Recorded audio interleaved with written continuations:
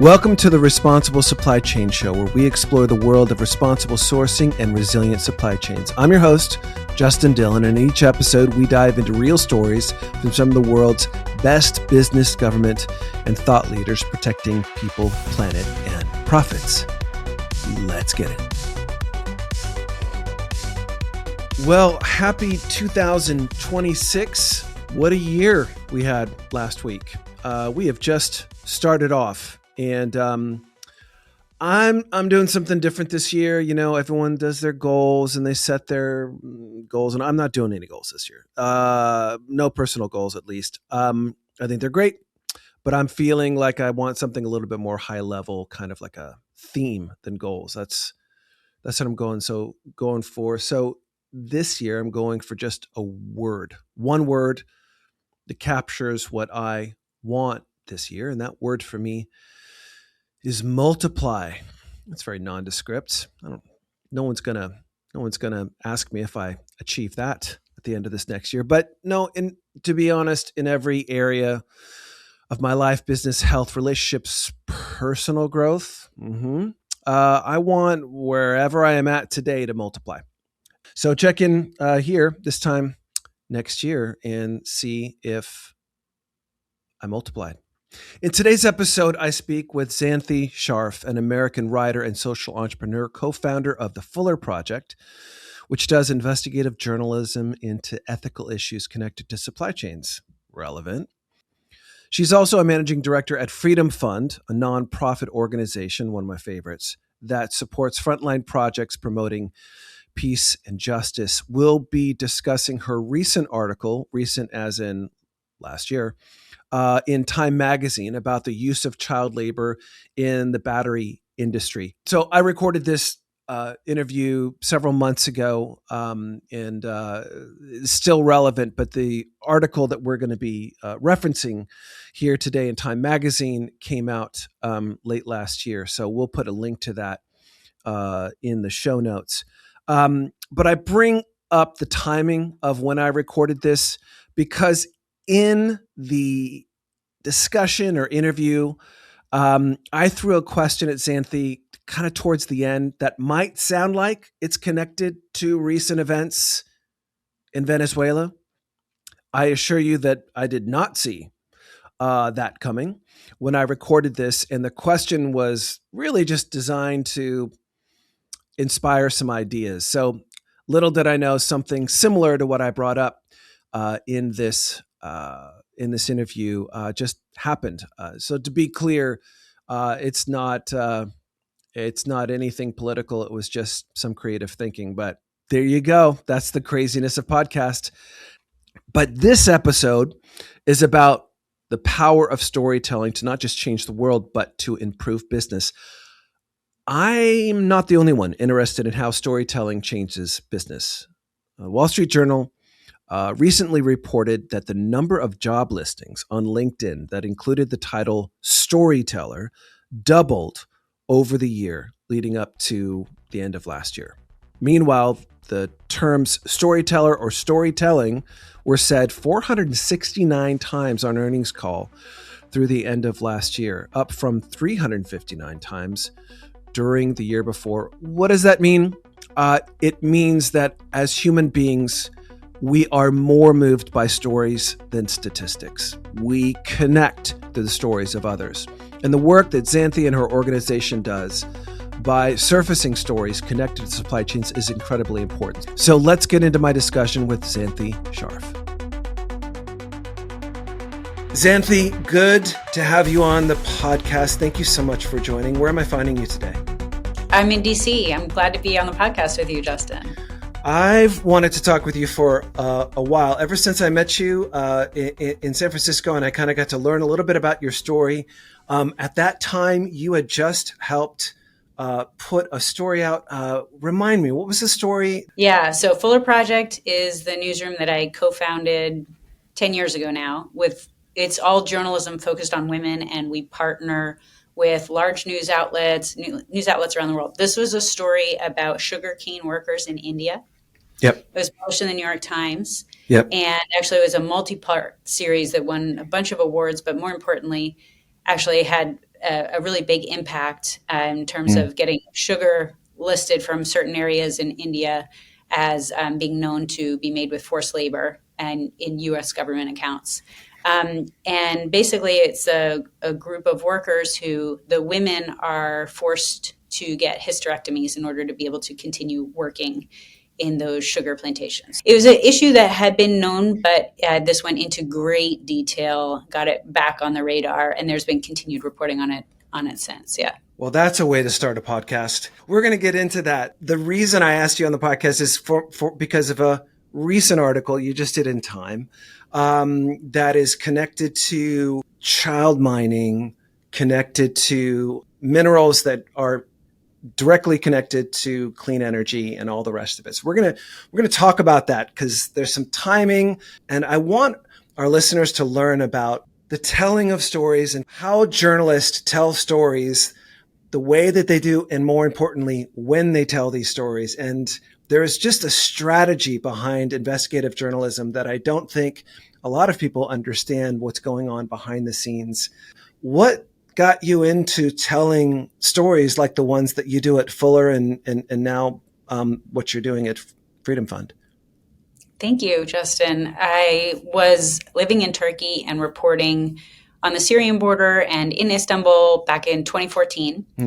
And while I was there, I spent a lot of time with the Turkish women who were fighting against the democratic overreaches of Erdogan.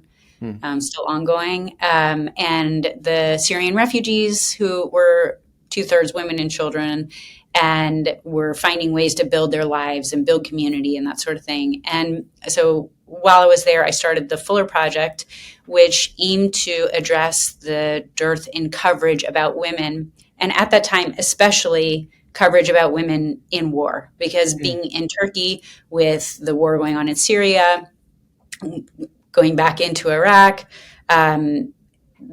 it was so evident how much, when there's a big conflict, women get left out of the story. And it was more true 10 years ago than today. There's been much more attention, especially after Me Too and major newsrooms really understanding that there needs to be a bigger focus, and the reporters who want to do that work getting more attention. It is still true, though. Women are still really left out. And women, and then, of course, there's lots of intersecting layers, but the headline really is the more power you have, the more likely you are to be in the news. The less power you have, the less likely you are to be in the news. So it was meant to turn that on its head. That's how I got interested. I wanted these stories. It started out with a lot of war stories, but then it became stories about health and stories about work and about climate, all areas of our lives. We remember stories far more than we remember statistics, right? Are you thinking about who's going to be listening to this story when you're writing the story, or when you're chasing down the story? Are you already thinking about the audience and maybe what you're trying to achieve with the story? Yes. In thinking for 10 years about how to get stories into mainstream major outlets, we had to think about that question nonstop. Yeah. There are a million stories we want to tell, but we have to make a decision about whether we want to tell the story for reasons of heart or reasons of art, or because we want to be strategic. And so it has always been my interest to tell stories in at least a somewhat strategic way, because I want to tell stories that are going to make a difference. And to make a difference, I have to have some audience. It can be an audience that cares, right? It doesn't have to be sort of gen pop, right? But we have to have some level of audience. Now, so Fuller Project's model, I was running it, and it's been a year and a half since I was the CEO, but I really wanted our stories to be in big outlets where a lot of people would read them, and also sort of infiltrate those outfits, so you would read that article and not think, oh, it's a story about women. You would just think, oh, I'm reading the New York Times. And then you would learn about these issues. In order to do that, you have to put yourself into the mindset of the U.S. audience. And news is dominated by an assumption of a U.S. audience and UK audience to a lesser extent, right? But the biggest, the New York Times, soon after comes The Guardian, but New York Times being the biggest, they're assuming a New York audience, right? So that's where, if we're going to report about supply chain issues from a strategic perspective, we have to connect it back to a consumer. That's how you get the story on the front page, right? Mm, And mm. unfortunately, there are a lot of issues that don't have anything to do with U.S. consumers. It's now, in today's world, almost impossible. If we don't have a connection to people's lives in some way or another, we can't make that connection. It's so hard Sure, today to break sure. through the headlines. Yeah. Yeah. Xanthe, I think most people would be surprised to hear that your story in the New York Times and your following story in Time wasn't written by people at the New York Times or Time Magazine, that there was some other layer behind it. Yeah. Well, so let's go to that New York Times story since we Yeah. gave that example already. That story. So it was a partnership actually. So Megha Rajagopalan is the New York Times reporter who was reporting that story, and she worked with a freelancer who worked with the Fuller Project, Kadri Insaman, and Matt Apuzzo, the editor at the New York Times, our editor, Maher Sattar. So this was a big collaboration, and our editor in chief as well. So there were a lot of people involved in this. The New York Times, obviously, Fuller Project is a small, very small entity compared to New York Times. And it's a Huge. nonprofit, correct? Yeah, it's not a small nonprofit. So New York Times had many times more resources going into this when you Mm-hmm. think about like the publishing, the platforming, Yeah. the photograph, all of that. But even at the New York Times, they are also story hunters. They are looking for stories. They Mm-hmm. want the best stories. Mm-hmm. And so, a small investigative nonprofit, if it's proven itself in terms of quality and methods, if it has a story, if you have a story, the story is king. People ask all the time, and I'm happy to talk a little bit more. How do I get my issue? Right, That's what I right. usually want to know. Okay, great. How do I get into these outfits? And I'm happy to talk a little bit more about that because I think that's Yeah. important. Um, what I think for the audiences listening here, a lot of the roles that exist today around responsible sourcing exist because of stories that have surfaced over the last 15 years that have started with nonprofits bringing them to, and really just bringing these realities and these truths to life. And it starts to create a responsibility. And the companies that we work with every day are working very, very hard to reverse engineer transparency in their supply chains where it never existed before because it didn't need to. So we're at a very exciting time in the world where the stories that are surfacing from the world is creating this awareness. Sometimes it's slow, sometimes it's fast, and we're seeing some real revolutionary type of transparency that's happening in businesses. But I think the role of media today is very, very different than it was 10 years ago. Getting a story out 10 years ago, CNN meant something 10 years ago. I think there's more people listening to and watching an average TikTok that a teenager at my son's school is putting out than is watching Anderson Cooper. Like, it is very, very hard to get now the level of attention and all the rest of it. It's just, I'll never forget being at an event at the Mercedes Dome with a CNN person there. And they're like, more people are in this dome than is watching CNN right now. Like, that was him saying it. He's the one. I'm like, I'm not throwing you.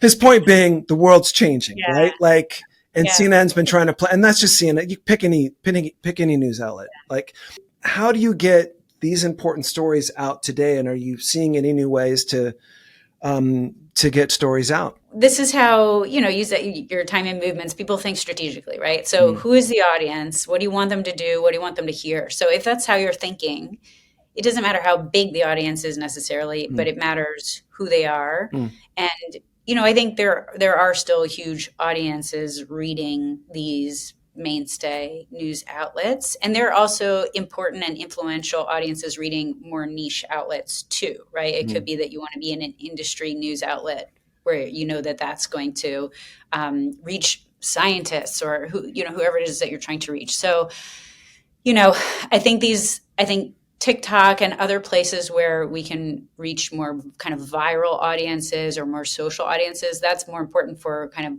if you care about issues from a social or grassroots or sort of an Mm. outrage kind of idea. But if you want to reach policymakers, the New York Times still reaches Yeah. policymakers. I think that there's the other layer, the other more unspoken layer of how partisan news is now, and it Mm. is news enjoys much less trust and also more people are avoiding news. So Yeah. um, when we say policymakers are reading the New York Times, it's less likely that policymakers across the aisle are going to read it and Yeah. believe it. Everything is now, there's a question about everything being politicized. So um, the question of what people are going to do with it in a policy environment is much trickier than it used to be. Um, I think still there's a consumer space. So Hmm. there is still the space where you know this. I mean, I can turn this question back to you. Companies care about their reputation. Negative press is still an issue, right? So Hmm. if something is exposed in a supply chain, companies are still going to respond, and I think that is one of the important things that journalists are counting on, right? That Yes. if I expose this company, they're going to have to do something because you know, their customers are going to demand it at a certain point. I used to think that. Um, I actually think that companies care far more than they're given credit to. Ben Skinner, who was a guest on this show, he would say this to companies: whether or not you're interested in transparency, transparency is interested in you, which is kind of like a gotcha, coming at you, gonna get you type of thing. I think companies are very interested in transparency, especially now, Yeah. for lots of Yeah. reasons. I've yet to meet a CEO or C suite that is okay with any of the things that have been talked about in any of your articles or Ben's articles or Sarath Khar's. Of course. Any. Right. Yeah. It's where companies struggle is, how do I fix it? That is the number one challenge that companies connect with, is how is that connected to our business? Right. Yeah. How do I have immense compassion, not just compassion, but like a practical compassion, so much so that I started a business to try to fix it, of how do we reverse engineer connecting all of our humanity so that this people that are running the supply chains can fix the things that are at the bottom of the supply chains. Right. And because there's a lot that's broken. And and so I think there's enormous care that happens up there. And sometimes you do need the bully pulpit of the media, and you do need what government can do from a regulatory standpoint. And sometimes it's good, sometimes it's not. I believe we probably have enough regulation around supply chains. It needs to be a little bit more clear. It does need to have, we've had lots of people on here talking about supply chain regulations. It does need enforcement, but companies they understand, they know what they need to do. And trust me, there are some companies that are just going to do the minimum, and you're not going to change. They're followers, not leaders, but there's plenty of companies that are leading by example. I just, I don't know where, I don't know how to better help them other than helping them dig deeper into their supply Yeah. chains, Right. and getting them that kind of intelligence. You're talking about an issue that I actually do believe is purple, because you can write about it in Time, and you can talk about it in New York Times, and Siddharth Kara can talk about it on Joe Rogan, and it'd be one of the highest performing Joe Rogan episodes, which is the mining of minerals that go into batteries. So maybe you can tell us, just for the audience, a little bit more about the problem that Yeah. you wrote about in Time. Yeah. The article is about children working in mines that are producing minerals like cobalt, which are going into the batteries that we're using in electric vehicles. So it generally, more broadly than children, right? There's just a huge demand for the minerals that Mm. are being used for the transition to renewable and clean energy, right? Yeah. Whether it's electric vehicles or solar panels, right? And in that chain of supply, there's forced labor and there's also child labor. Mm-hmm.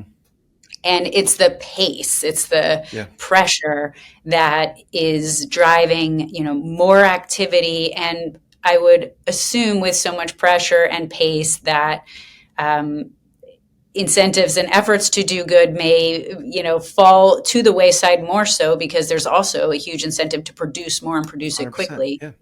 So this article draws attention to the children in particular, Mm. and the reason why I focused on the children, although the data is not great, Mm. and although the number of people who are not children in forced labor is much more than the children, Yeah. is because, to your point, everybody cares about children. So it is a way to bring some attention to the issue Mm. broadly with a focus on children, but saying also it's actually It's more than the that. thing is that the children are connected to the adults because when the adults have decent wage, the children don't work.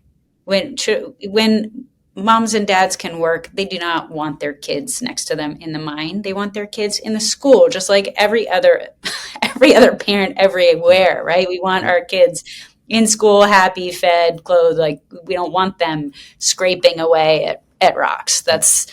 That's not what it means to be a parent. So this article talks about kids and largely focuses on the DRC, Yep. where at least half of the world's cobalt is coming out of the DRC, Mm. right? And that issue of kids is documented, although the numbers are not super clear. So maybe it's 25,000, maybe it's 40,000, maybe it's much more. It's really hard to know.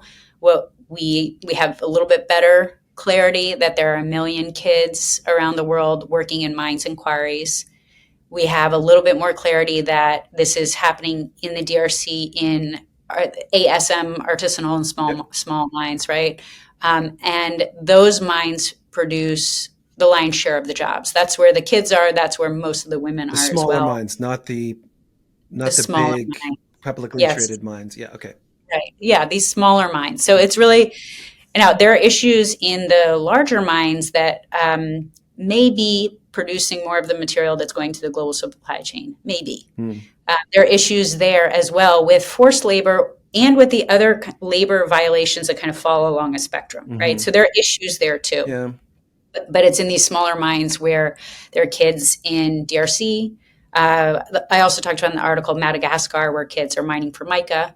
In Yeah. Nigeria, there are kids mining, and it's really unclear how many kids. Okay. And just anecdotally, one of the things I heard is it's really dangerous in these areas. It's really hard to get reports Yeah. because it's I've been in these activity. areas. Yeah. I know.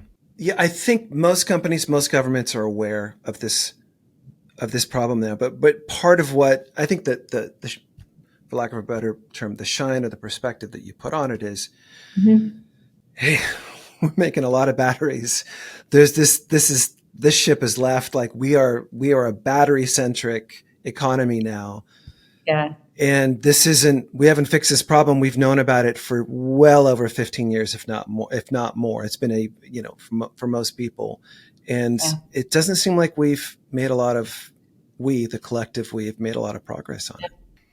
I mean, I think you headed this off with the idea of solutions, and Mm, I like where you're coming from, right? It was there, what's the point of just pointing all of this out if we mm, don't have some solutions to point towards?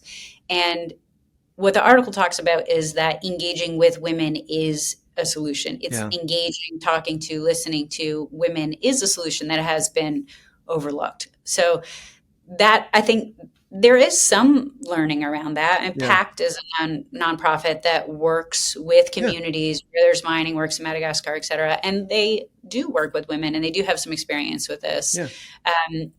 It sounds really obvious, but it doesn't mean that it's happening, right? So one of the things that, I talk to women, I talked to a woman who calls herself a Mary's boss. Her name is Annie Muge. She's in the DRC, and she has a movement which is women buying mines and then creating financing for other women so they can also buy mines so that they can create conditions in which women can come to work safely. So what tends to happen is that the women have less safe jobs and lower paying jobs, and they can experience sexual harassment or other issues at Mm, work. But according to Annie, when the women have good jobs, and even better if they can own the mine themselves, they're going to have the money, they're going to keep the kids in school. yeah. So, her perspective is, hey, these mines are a blessing. I mean, not everyone feels the same way about mines. I think there are communities that would just like to send the mining companies packing. But in her case, she's saying, we want these mines, but we're not having these kids in the mines. We do not want the kids in the mines. We want to work with the companies. We want to have control. We want to make sure women have safe conditions.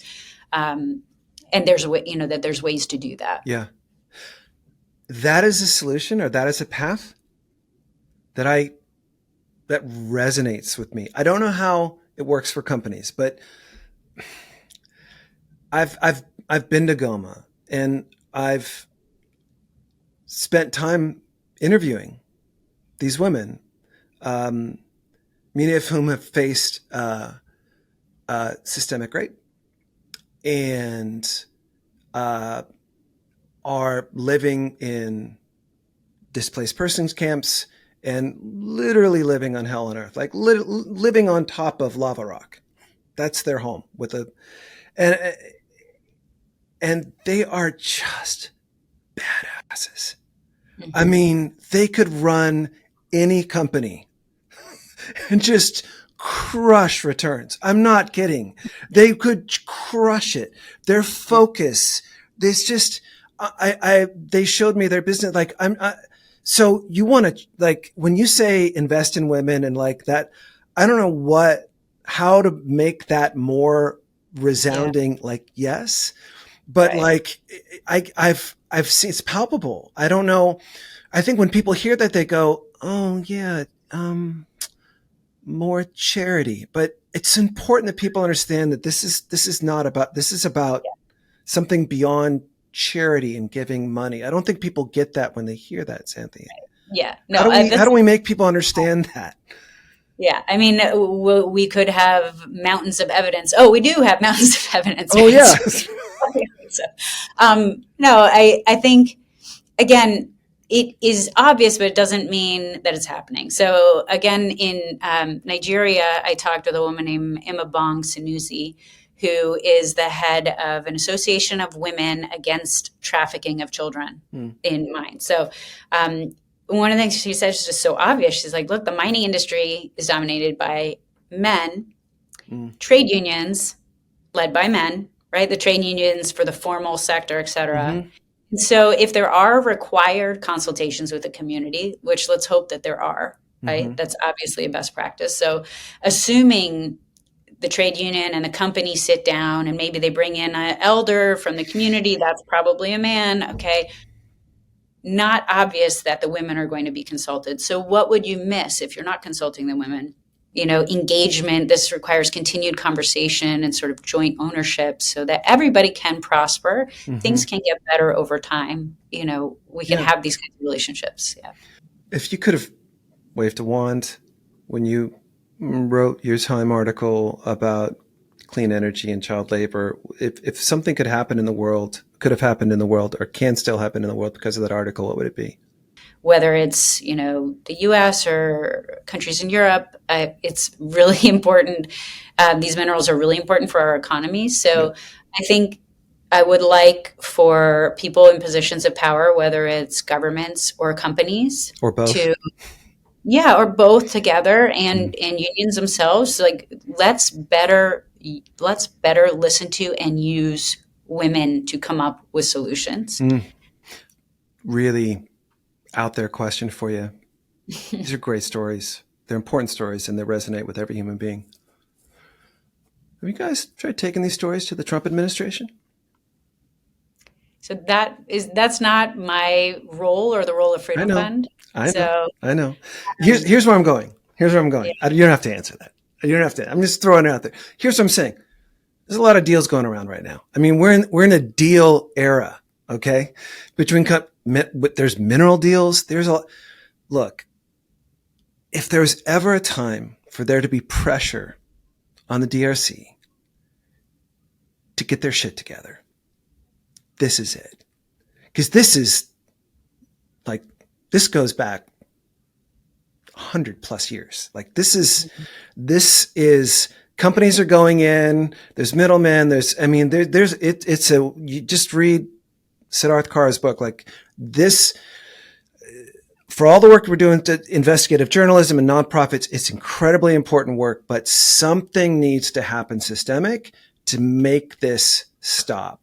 And I've seen it, like the gangs, all of it. And I'm just saying, stranger things have happened to get these stories in front and to push on that. I mean, I get it, but I'm like, you know, somebody, you know, in DC, you know, a lot of people, y'all should get some stories over there, you know, just down on Pennsylvania Avenue and see if you can get something going, because stranger things have happened, you know? Well, I will say, publishing in a place like Time, the benefit of which is that it can be read by a general audience. I Yeah. do think, in our world, there are a lot of organizations, each one playing a role. Yep. So the role of Freedom Fund is to mainly what we do Yep. is fund frontline actors. So in countries with high prevalence of forced labor, we're raising as much as we can and getting as much as we can to an ecosystem of actors. One of the things with this article that I did have the opportunity to do was to highlight one of our grantees, Mm. RAID, which is a corporate watchdog in the DRC. And I was able to speak with Anike Wodenberg, who informed me more about this issue, and CAJJ, which is a legal aid group. Together, they've brought a handful of cases Mm. in Congolese courts, so 5 cases actually, using the laws of the DRC, including the right to unionize. So where people have been blocked from unionizing, just decent conditions, healthcare, paid leave, proper pay, Yep. basic safety, things like that. So I do think, there are a lot of ways to make change. Yeah. All of these are important. Yeah. But I think a lot of this is happening on the front lines Yeah. too. So it's all And it is an good. ecosystem. Like, just as you were saying that, you're funding frontline groups in DRC to use local laws to take out local bad actors is actually doing a favor to upstream larger companies that they can't do themselves. Like, you're Yeah, doing them a favor by through nonprofits and local actors are removing risk from supply chains. And I think that's incredibly important for people to hear, is that companies shouldn't just think of nonprofits and groups like this as just out there to reveal or to out. And sometimes this is a great example, and Freedom Fund is one of my favorite organizations where, because it's all about agency. It always has been. And so the agency of the practitioners, right? It's always been about cutting out the middleman. And I love it. But it's just something I've never really thought of before, of like, I work with companies every day, and sometimes you just think, well, government's over there, nonprofits over there, media's over here, and the people that run businesses are over here.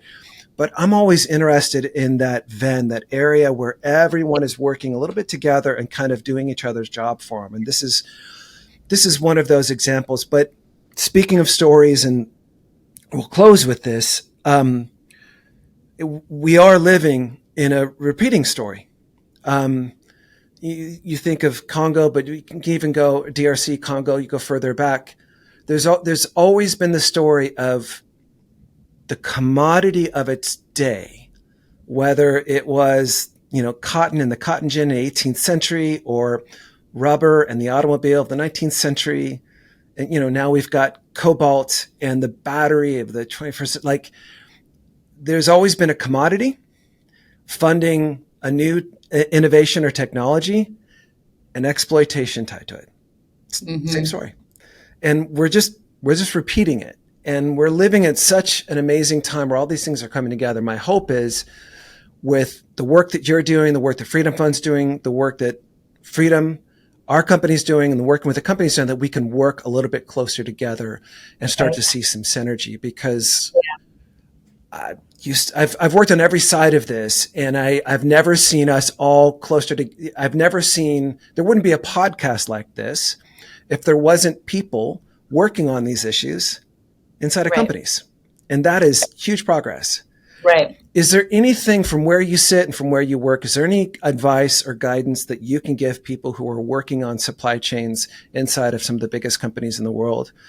There's so much benefit to being on the front leading edge as opposed to getting called out and being on the back foot, right? Like, there are news reports. For example, 2019, there was a big expose, Apple, Dell, 3 other companies as well, where they found child labor in the supply chain that was coming into these companies. And then each of the companies is interviewed, and they all say, oh, we cut ties with all of these, we no longer work with that supplier. There are no more children.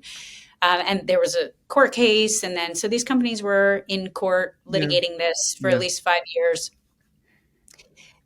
On the other hand, there's another way to do this, right? And there are some examples. Like, there was a project that I read about, the Matusi project in DRC, that New York University and University of Geneva did a report on. And they talked about how PACT, the NGO, worked with Congolese companies and international companies, mining and refinery and commodity companies. And all together, they worked on a project to help formalize and regularize some of these artisanal mines. In the point that we can't separate all these things. Actually, the material from formal and informal get melded together. Yeah, the bag and tag. Yeah. Who knows what you're getting, right? Yeah. If you want to be on the right side of it, you can be out there helping to make these places more safe. Help it make it a safer place for women. Get, one of the things they cited was open pit instead of tunnels. Make these places safer. Get the adults working. Expand the number of proper work offerings for adults. And then you're on the front end, and also you're expanding the market, right? You're expanding how much you can get in a proper way, in a sustainable way, in a long-term way with trust. And you're at the same time, you're de-risking, right? So I think that's what you're all about, right, Justin? I think the people you talk to are advocates. Probably not everybody in the company is an advocate, right? Not everybody's going to be fighting for these kind of solutions, right? There's some people who are fighting for them, and some people who maybe they just don't understand yet. They just don't understand yet. But having more ammunition that, right, like, this is actually a solution for everybody, for everything. Yeah. Being in relationship long-term in a sustainable way for the community, for the earth. That's where we want to be. Yeah, awesome. Thank you so much for coming on. Keep telling stories and bringing them here, and we'll keep sharing them. Thank you so much, Xanthe. Thank you so much. Thanks. Take care, Justin. This is the one thing, the part of our show where we dig into a question or a theme from the interview. One of the topics Xanthe and I covered in our discussion was the idea of collaboration. Collaboration at its best is when two or more parties with very different goals come together and do something they could never do apart. And in a time of intense partisanship and might makes right and godlike claims about AI filling our feeds, it's important to remember that almost everything that has ever mattered in the world was done with collaboration. Usually with two parties who don't necessarily have the exact same goals or philosophies in the world. Xanthe tells stories for government and business audiences. Speaking truth to power is a time-worn trope that sometimes produces results. But choosing to speak truth with power, with a collaboration mindset, has proven results over and over. One of my favorite collaborations happened in the early 2000s between Bono, singer for one of the biggest rock and roll bands in history, U2, an outspoken activist, and then President of the United States, George W. Bush, who at the time was a wartime president. Bono was always known for speaking truth to power, but at this time, he was beginning to develop his collaboration muscle, so to speak. Bono brought the plight of the AIDS crisis in Africa to President Bush, a man who was clearly preoccupied with a post-9/11 America and so-called weapons of mass destruction. Africa did not remotely fit on his agenda or priority list, but it was Bono's gift of storytelling that eventually compelled the president to create PEPFAR, the President's Emergency Plan for AIDS Relief. The two parties and the timing of that collaboration made absolutely no sense, but it went on to save over 25 million lives and remains a large part of the president's legacy. The moral of the story is that activists, government, media, and business leaders are the perfect collaborators to build responsible supply chains that proactively protect people and planet. It's actually their differences that create the power to create change. Thank you for listening. If you like what we're doing here, please hit subscribe. We'd appreciate it.